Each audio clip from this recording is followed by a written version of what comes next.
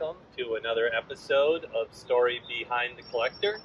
I'm Will Sellenraad from Collector Chassis, and today we're going to interview Brian. He's got a just outstanding collection of Porsche, and we'll bring him in a minute. But if you're a Porsche lover, these are truly spectacular cars, and we look forward to talking to Brian.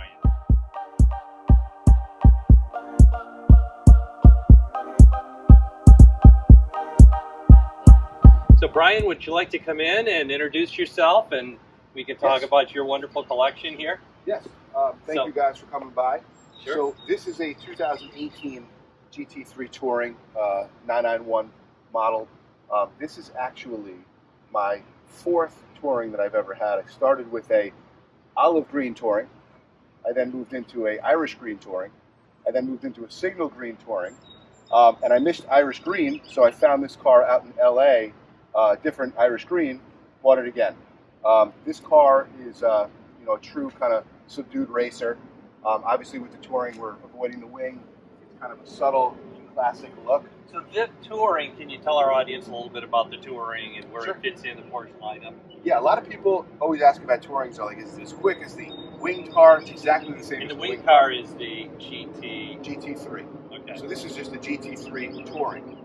And it was back in 2018, 2019, were the only 2 years they made this car.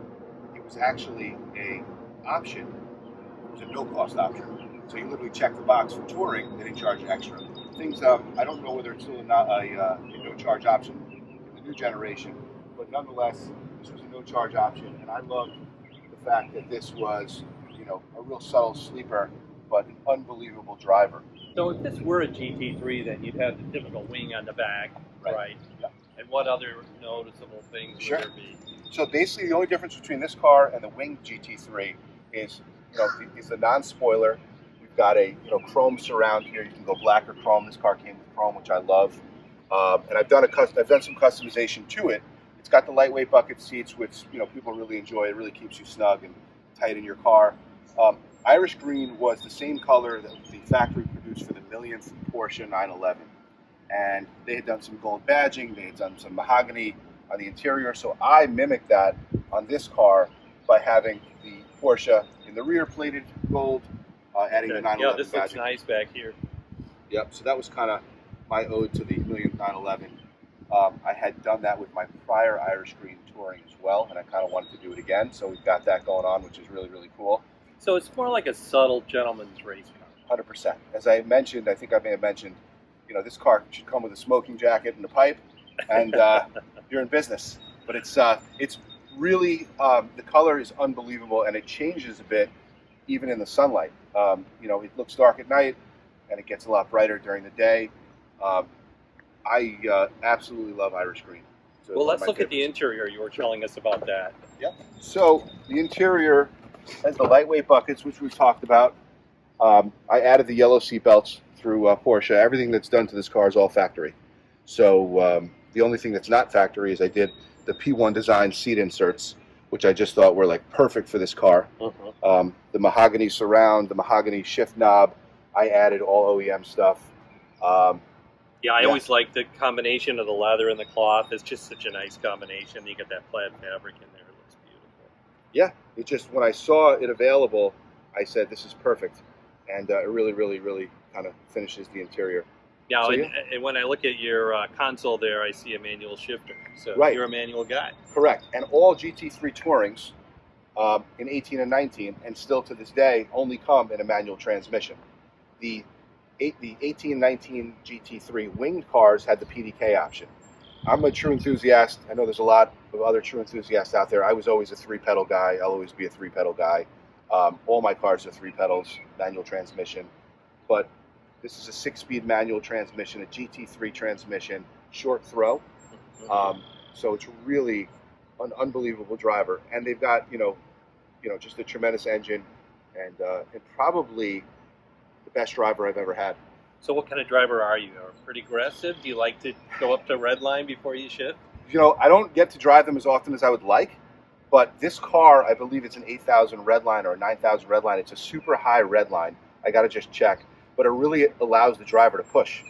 And when I do get out there, I push it because that's what this car's for. This is not, going to you can take it to the grocery store, although I don't recommend it. I recommend getting it out there and really driving it, because that's where I think you see the value and get the experience. Because this is, as I said, I think I'm on either 8 or 9 Porsches at this stage of my life, and the GT3 Touring with this engine and this gearbox and this setup is by far the best driver I've ever So owned. does this setup then match your driving skills, or do you think this car is better than your driving This skills? car's better than my driving skills, right? Okay. So I'm not a track guy.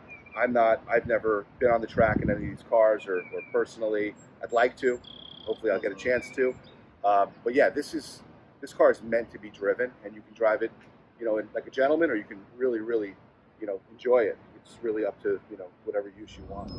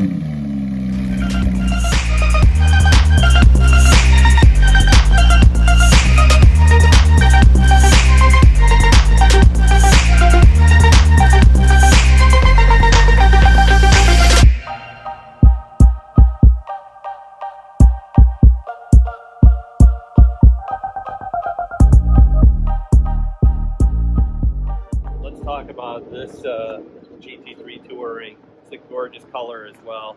You seem to be a real touring fan.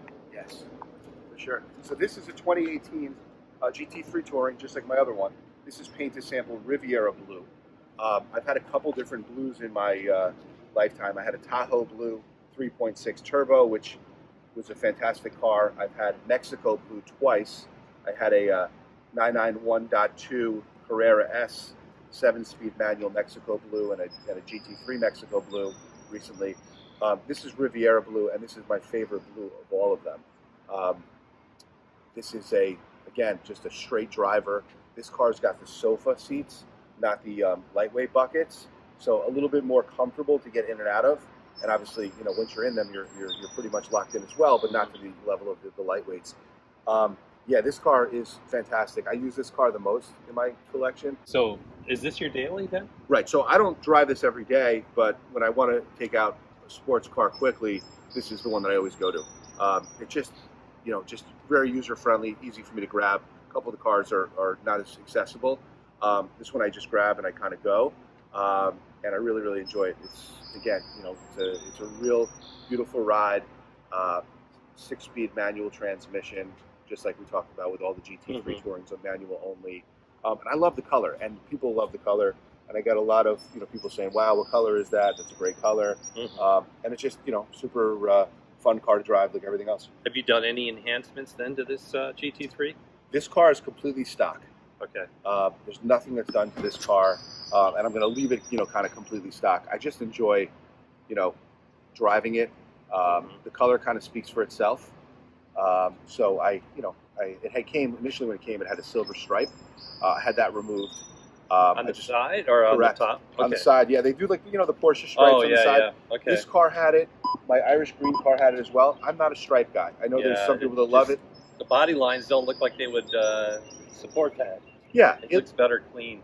Yeah, I think so too, and I think a lot of people have agreed with that. Some guys love it. I didn't really want it. I wanted those clean lines. So yeah, this is the one that I use the most. Really, really love the color. Now really the exhausts look a little bigger to me for some reason than the other GT3. So the exhaust was done by the prior owner. There's a company, I think it's called GED or GEG. It's a company out in California. It's got an exhaust system, so it's right. So the car is completely stock other than the exhaust. Okay. It's got a really nice rumble. I didn't do that, so obviously it came that way. But I love it. It's really got a nice So tone. you don't get the drone on the highway, but it gives you a nice tone around town. Louder for sure, which I like, because if there's a knock on Porsche, it's exhaust notes. A lot of guys run to Sharkworks. They run to a variety of different companies to do aftermarket, and I totally get that, because if anyone has any complaint with a Porsche, it's just that it's such a great engine, and it's such a strong engine, such a quick car, but you want to hear it a little bit more. Yeah. So this touring, you really hear it. My Speedster, you certainly hear it top down, and certainly on the other touring as well, but this really gives you a serious rumble.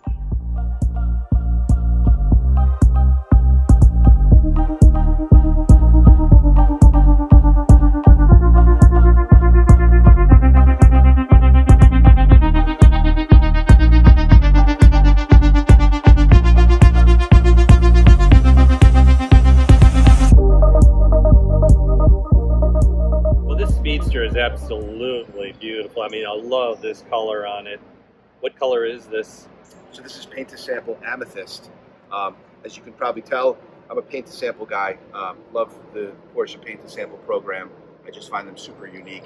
They're obviously becoming a lot more common now in the 2022. It's paint to sample is now a little bit more opened up, or I should say a lot more opened up. So in the older Porsches, they're tougher to find. That I've always kind of wanted a paint to sample Speedster.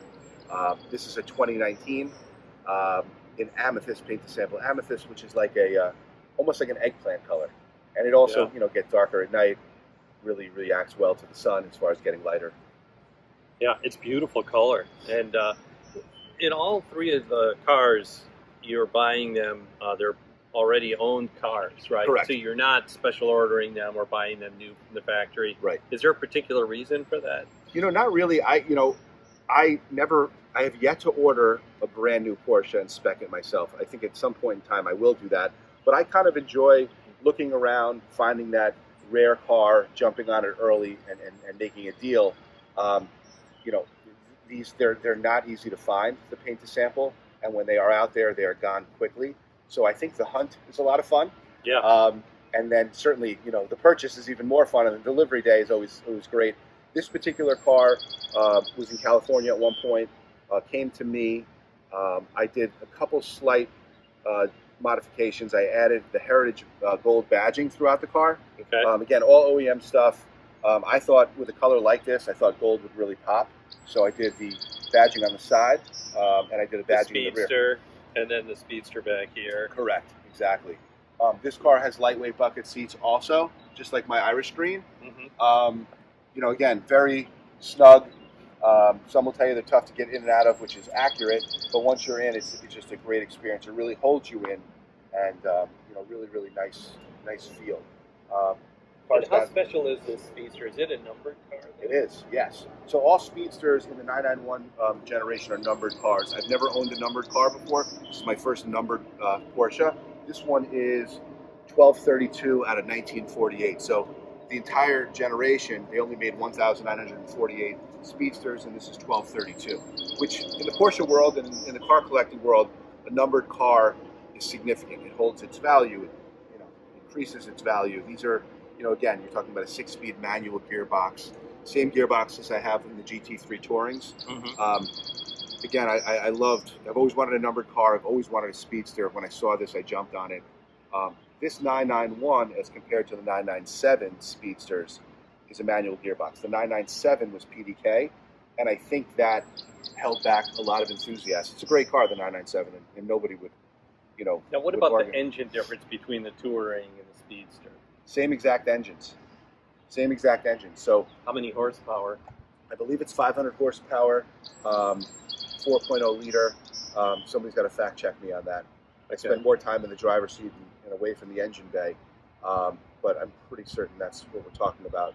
Well, with the top down Yeah. and the high RPMs you were talking about earlier, I mean, the sound of the engine has got to be it's beautiful. I mean, you turn the radio off and just enjoy the natural sounds around you. Yeah, absolutely. So it is really an experience. This is a top-down car as far as I'm concerned. I mean, I put the top up if I maybe see rain or something like that, but if I never put the top up again, that'd be great, because this is really a top-down speedster. You know, it's a real driver's car. Really, So how does really the enjoy it. top work? This flips up and then it comes out? Right. So this Okay, is so actually it's a manual. watertight. Yeah. So you flip a button, and this kind of opens. It kind of comes all the way back. You manually put the roof on, and then Okay. it kind of catches. You hit the button again when you get back in. It catches. This clicks back down. So unlike the Targas that are really one button and it kind of does everything for you, you've got to jump out on this car and manually get involved in it. But I think that's like classic Porsche. I think that's like kind of part of the mystique of the Speedster. Yeah. It's the windshield. It's a lower windshield on the Speedster as compared to the GT3. Same slant though, right? Or is I think it's a little looks bit a more little aggressive. Yeah, it's a little more aggressive. So it's a little bit. and you lower. get the black out here, which is cool. Yeah. Car came, fully PPF'd and tinted windows and tinted windshield, which I've never had before, but it's nice. Are all the Speedsters the center hub then on the wheels? Everything's center lock here, correct? Okay. Yep. And do you have ceramic brakes on this car? This car has ceramic brakes, which are great. A lot of guys, some guys will tell you that for a track you want steel brakes. Some guys prefer ceramics. Ceramics was the big option. They call it PCCB. It's a big option from the factory. Yeah. Speedsters only came with ceramic brakes. The GT3 Tourings and the GT3 wing cars, you had an option. So my two Tourings have steel brakes. This car has ceramic brakes. Do you notice a difference? I don't really.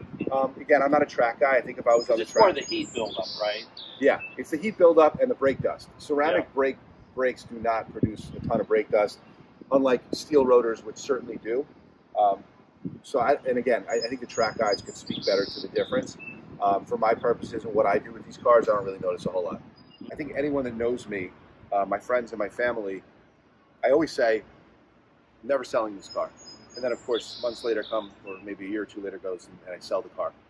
I really, for the first time in a long time, in years, can say that I'm content with my collection. I don't foresee myself selling this car ever, the Speedster or the Irish Green Touring. We'll talk about the Riviera Blue, which is more of my driver. But my intention is to hold. We'll see what my You what my certainly execution have a looks lot like. of land here, Brian, so you could put up another garage back here, right? Yeah, we just cleared this area here, so we're certainly all the. I mean, all once the options. kids grow up and that goes away, you could put like 4 garage doors right here. Absolutely.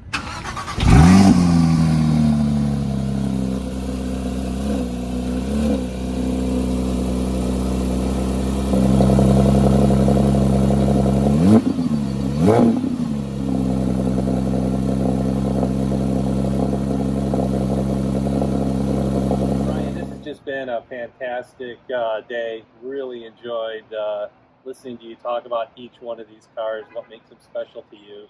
Each one of them has a really good story. Are these what you would classify as forever cars? Are you going to just keep them forever? That's my intention. I appreciate you guys coming by. It's been a treat for me also to kind of walk through all these cars with you. This is my intention. My intention is to certainly keep all these cars. It's been a dream come true to have these Tourings and the Speedsters and all these wild colors that I love to paint to sample. So my answer is yes for that, but Okay. it's always subject to change. Thank you very much. And Brian, I got your hat here that you gave me, so thank you very much. Sure. So I'm going to swap it out, give a little advertising to Brian and his firm. So there you go. You got it. So thanks, Brian. Really appreciate it. Thank you You got it. very much. Thank you so much. Appreciate you guys coming by.